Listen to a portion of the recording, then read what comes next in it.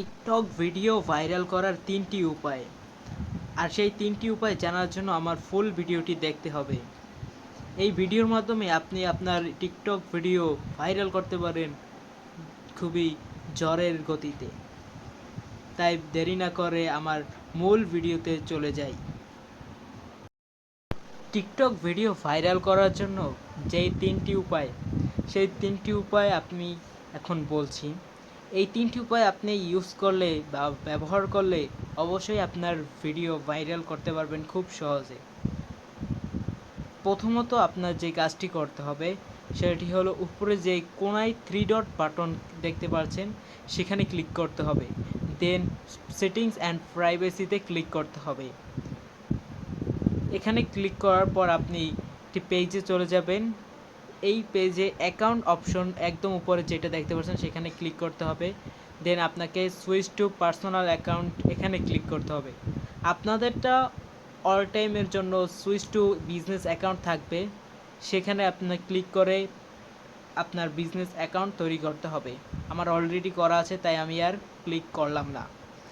এবার যে second step হলো সেটা হলো আপনার টিকটক স্টুডিওতে যেতে হবে।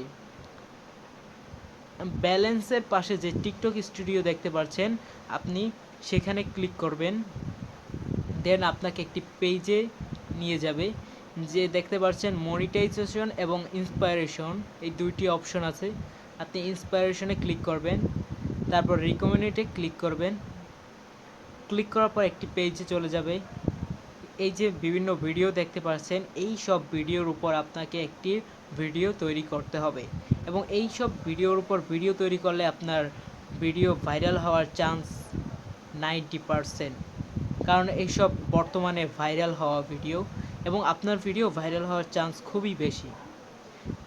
এবার 3 নাম্বার যে স্টেপ হলো সেটা হলো আপনি যে ভিডিওগুলো তৈরি করবেন সেগুলো সন্ধ্যা 7টা থেকে রাত 10টার ভিতরে আপলোড করতে হবে, কারণ এই সময়ে সব মানুষজনই একটু একটু মোবাইল ইউজ করে থাকে এবং আপনার এই ভিডিওটা তাদের কাছে চলে যাওয়ার চান্স খুবই বেশি সেই সময় আপলোড করলে। তো আর আমার বেশি কথা বাড়াবো না, আজ এই পর্যন্তই।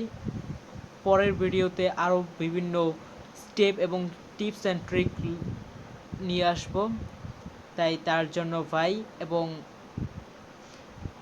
আসসালামু আলাইকুম।